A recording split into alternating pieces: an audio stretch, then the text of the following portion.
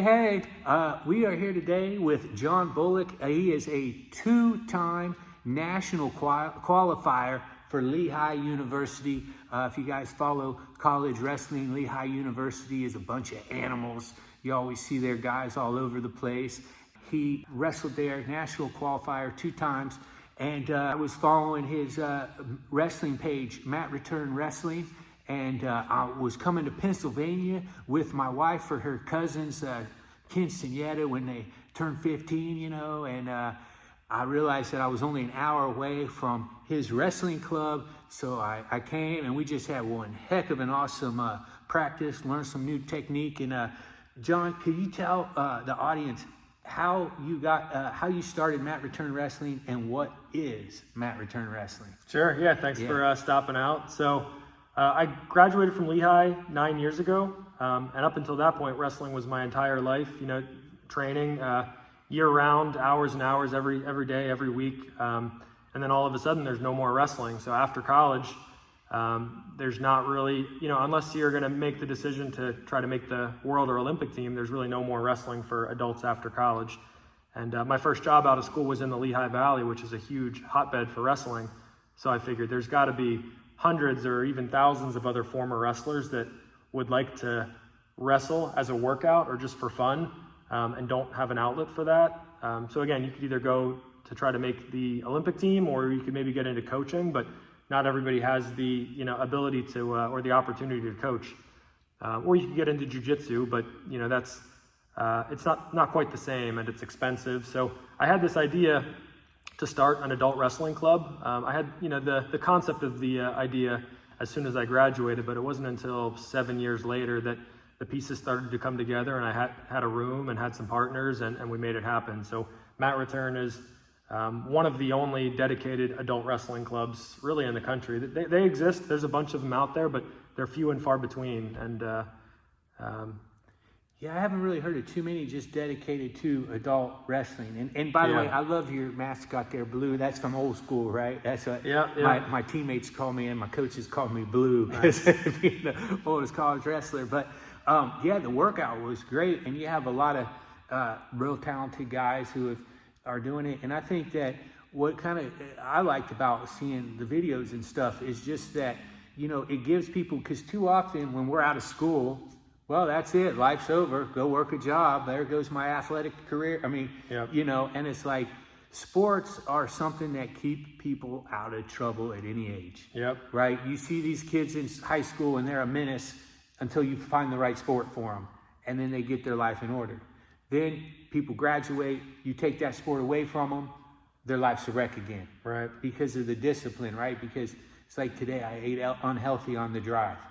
And then I come to practice and I feel that cheeseburger I stopped and get at the gas station coming up. Yep. And it reminded me, dude, you got to eat healthy all the time. Yep. Right? So it's like these little disciplines that sports teach you. And in particular, well, since we are wrestlers and wrestling, but I think it's awesome that, you're giving people an opportunity to do this sport. Now, do you find people that have never wrestled before and they're adults and they come in? Of course. Yeah, absolutely. So we have a huge variety. So you were saying we have a lot of talent. I mean, there was former college wrestlers, former D1 guys in here, but there was also people here who it was their first time ever on a wrestling mat. So we have really everything in between. So you mentioned, kids finding wrestling and getting them out of trouble. Well, we have people finding wrestling, as an adult. So they think maybe it's too late for them to learn how to wrestle, but then they stumble upon Matt Return and they say, oh, it's not too late to learn how to wrestle.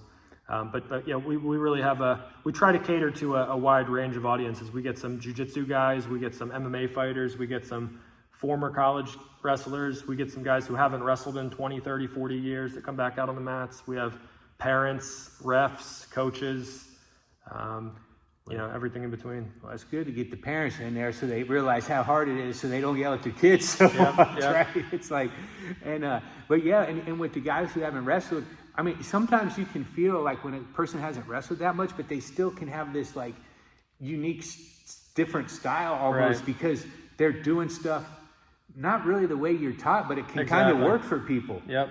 It's like they're moving a certain weird way that you wouldn't expect them to, and that can actually throw off somebody who's used to, okay, they should be doing this. Why the heck they doing that? That's what feels weird. Especially when you throw in like the jiu-jitsu guys and the MMA fighters and stuff. And honestly, we get a handful of high school kids too. When I was in high school, often I mixed it up with some adults just to get a different feel and that man strength. And it's kind of cool seeing high school kids coming in here and wrestling.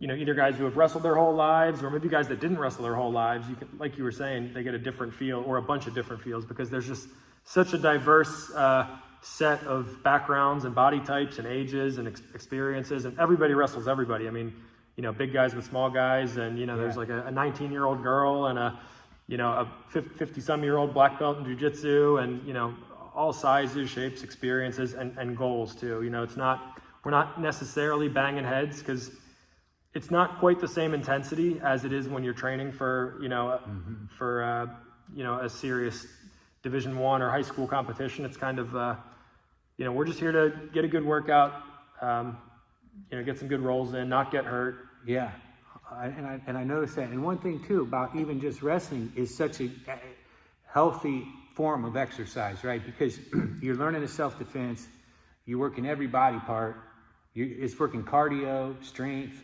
flexibility, and it's like, weightlifting is great too and everything, but you're done lifting, you look better, but you're not, it's beauty, sometimes beauty muscle, right? If something, oops, I might have to edit that because I almost dropped the curse, but if something goes down in Walmart, oh yeah, it's good to have the confidence that you can step in and take care of yourself. Yeah, if somebody's getting crazy at Walmart, you might be able to ease the situation down a little bit. I mean, I would rather never, but you're like, okay, so. Well, it's the old saying, better to have wrestled and lost than, to have played basketball, or, and when I coached high school for a couple of years too, and I don't know how to say it, but even if you just wrestled for 1 year, you get so much confidence and so much skill that's gonna stay with you forever. It's kind of like, once a wrestler, always a wrestler. Yeah. Even if you only wrestled for 1 year, it's like, you're training how to take someone down that's trying not to get taken down. So if you're, like you said, ever in a situation where you need to take someone down that doesn't know how to, prevent getting taken down, it's going to be a cakewalk. So to give adults who didn't get that opportunity in high school, to be able to give them the opportunity to learn that and get that skill. So I tell people when they come in here, hey, keep coming, keep being consistent. In 3 months, you're going to look like a wrestler. In 9 months, you're going to be able to wrestle with somebody who's wrestled their whole lives and make them, put some things together to beat you. So it's not too late to become a wrestler and get that skill that you can carry with you and have that confidence. And and something else, people ask me a lot, are you worried about getting hurt? Are you worried about, and I try not to worry about those things, but I actually think that if you're sedentary, stuff gets on you quicker. Yeah. When I'm wrestling, even though, during season, all this is sore, but I look at other guys my age who aren't doing anything. Right. They got the same problems or worse. At least when you're moving, you're getting that out of you. So I think it's great that any age. And now on YouTube or whatever, I saw a couple older guys have a wrestling match. Was that your guys' tournament? Yep. Yeah, so we started hosting tournaments. So we've hosted 5 full-size tournaments. Awesome. The Matt Return Open, Matt Return Fall Classic. We're going to do our first summer tournament here in a little bit. But yeah, we've had people travel from almost every state in the country. Our last tournament had people from like 19 states. Great. People travel from all over the country for our tournaments. We've had 200 people. We've had 70-year-olds, and we have a novice division. As far as I know, we're the only tournament in the country that has an adult novice division. So our tournaments are a lot of fun, and it gives people a reason to keep training. Not everybody has to compete, but it's good to have the option to compete, because some people need that thing to keep training for. Yeah, because it puts it in your mind, okay, 3 months from now, I better not eat that donut, because in 3 months I got the tournament coming up, and it puts those little things that help in your life, and it is good to have a goal a lot of times. Yeah, I would say on that note, it's like, after college, I kept relatively in shape, but just basic maintenance. I never really pushed it. But when I sign up for a tournament, it's like, okay, it's time to train for real. It's time to really burn my lungs and get strong and focus on my diet and do all the little things. Otherwise, I just kind of coast and do kind of basic maintenance workouts, but it's really good to have a reason to push yourself. Yeah. So let me ask you this final question. I got to drive another, I don't know how long it was, 7 or 8 hours back home. Do you have any recommendations of a good audio book to listen to on the way home? Ooh, That's a tough one. That one's putting me on the spot. Yeah, that is a trick question. No, I don't think I have an answer for you on that one. I'll just listen to some podcasts or some music. Okay, podcasts. Any podcasts that you think are good for wrestlers? Podcast, like wrestling specific podcasts? Or anything, mindset maybe. What kind of podcasts you like? You like Rogan? You like... I like comedy. I like a little bit of Rogan once in a while. Okay, we'll listen to Theo Von then. We'll All do right, what I always do. I learned probably the best podcast I ever listened to was a negotiation podcast. That's a cool one. Okay, what's that one called? Do you remember? Jordan Harbinger. Okay. And there was a specific episode. It was like a 3-part episode where they drilled into like the art of negotiation. And okay, it's a pretty good skill that I had no knowledge of. And there's like techniques and tactics that, if you're interviewing for a job or asking for a raise or things like that. Let's do it. That was a good one. Nice 3-hour podcast. Okay, perfect. I need something different because I'm at the point where I'm asking for references because I've listened to all my music. I've listened to all my comedy. Right, you're ahead on all your... Dude, I know all the guys.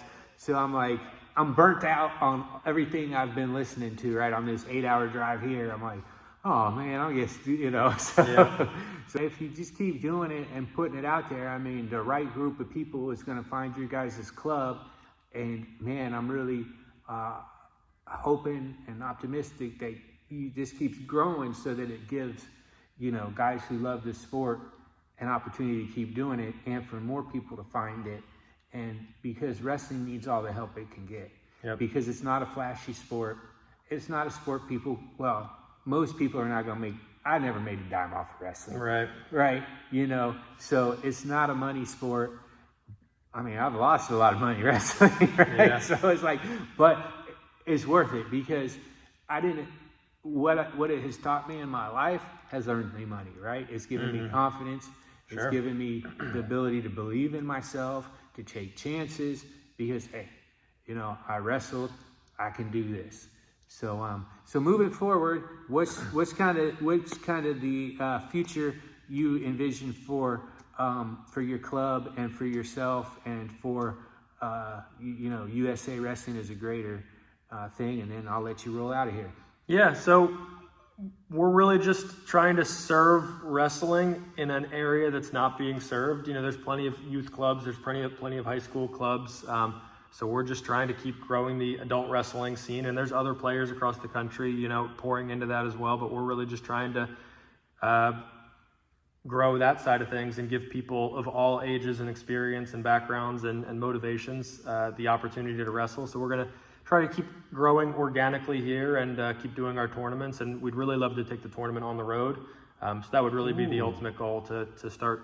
That would be cool. Yeah. You do like a couple a year across the country. We've been in conversations with people in California and Chicago and Texas and Ohio, and there's ways to make it happen, but we got to do it right. And obviously most of us have full-time jobs and whatnot. Right. So certainly if I were to quit my job and go all in, we could take it to another level. But it's not quite at a position where I'm, it's just for fun and we're doing our thing. And, we've probably had 1,000 different people come through our club, and our tournaments, we've probably had 1,000 people at our tournaments, and so we're just going to keep doing our thing and encourage others to do it. I mean, there's other clubs doing the same thing across the country, so we're just going to keep encouraging each other. And the more clubs that open up, the more potential for tournaments, and you guys could have and it goes to show, like, another thing is that entrepreneurial mindset of filling a need. Like to go out and just. You love wrestling. You've been wrestling since you was a kid. Why would you want to stop?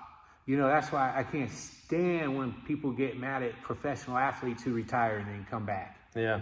I'm like, dude, you do something your whole life. People are like, well, Tom Brady had Giselle and he went back. I said, yeah. You know who was always there for Tom Brady? Football. Yeah. You know who wasn't there for him when he needed her? Giselle, right? Yeah. So it's like, not that I'm an expert in their marriage, but, but it's like, dude, I could understand that.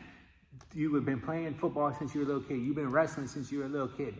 It's not that easy to quit doing something that has filled that much of your life. Right. I don't want to take up running or pickleball. And I mean, lifting gets boring. Wrestling's just the best way to get a workout in. It doesn't feel like you're going for a workout. You're just going to, and it's way more fun now. I'll tell you, wrestling isn't super fun when your dad signs you up, or when it's like there feels like there's all this pressure. Mm-hmm.